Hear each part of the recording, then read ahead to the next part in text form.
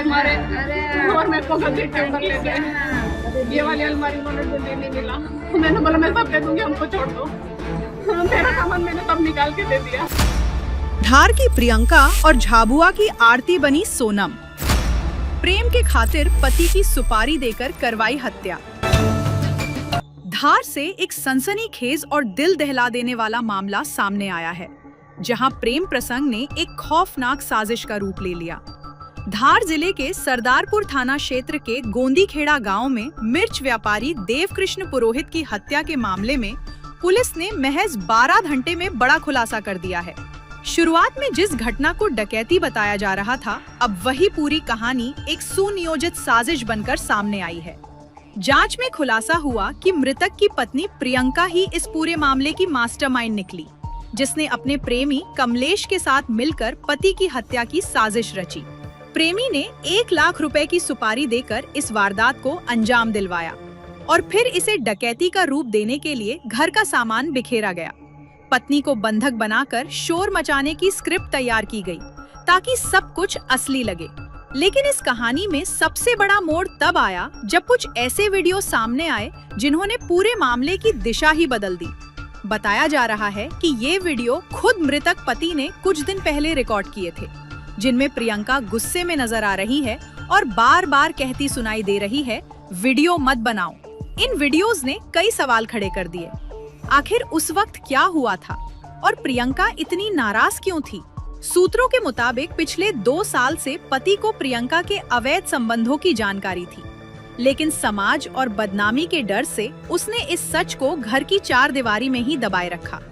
पति बार बार रिश्ते को बचाने की कोशिश करता रहा, प्रियंका को समझाता रहा, कमलेश से दूर रहने को कहता रहा, लेकिन प्रियंका मायके जाने के बहाने राजगढ़ जाकर अपने प्रेमी से मिलती रही।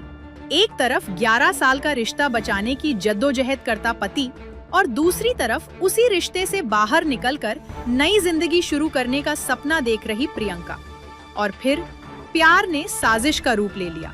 प्लान के मुताबिक वारदात की रात सुपारी किलर प्रियंका के घर पहुंचा।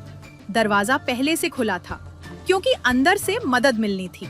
घर में दाखिल होते ही प्रियंका ने इशारे से बताया, पति कमरे में सो रहा है, और कुछ ही पलों में सब कुछ खत्म कर दिया गया।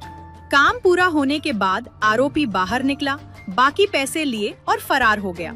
इसके बाद प्रेमी कमलेश ने पूरी कहानी तैयार की, कैसे रोना है, क्या कहना है और किस तरह खुद को बेगुनाह दिखाना है। और फिर उसी स्क्रिप्ट के मुताबिक प्रियंका ने दुनिया के सामने एक झूठी कहानी गढ़ी, लेकिन पुलिस को उसकी गतिविधियां संदिग्ध लगी और जब सख्ती से पूछताछ हुई तो पूरा सच सामने आ गया। फिलहाल पुलिस ने पत्नी प्रियंका और उसके प्रेमी कमलेश को हिरासत में ले लिया है, जबकि अन्य आरोपियों की तलाश जारी है।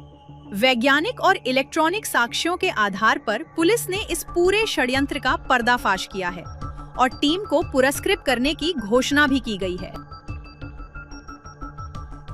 जिसमें ये पता चला कि ये किसी लूट अथवा डकैती की घटना ना होते हुए आपराधिक षड्यंत्र की घटना हुई और इसमें जो मृतक देवकृष्ण पुरोहित की पत्नी ने अपने प्रेमी कमलेश पुरोहित के साथ मिलकर एक पूर्व नियोजित तरीके से इस पूरी घटना की प्लानिंग करी और जो हत्यारा है उसको 1 लाख रुपए में देवकृष्ण पुरोहित की हत्या करने की सुपारी दी गई थी।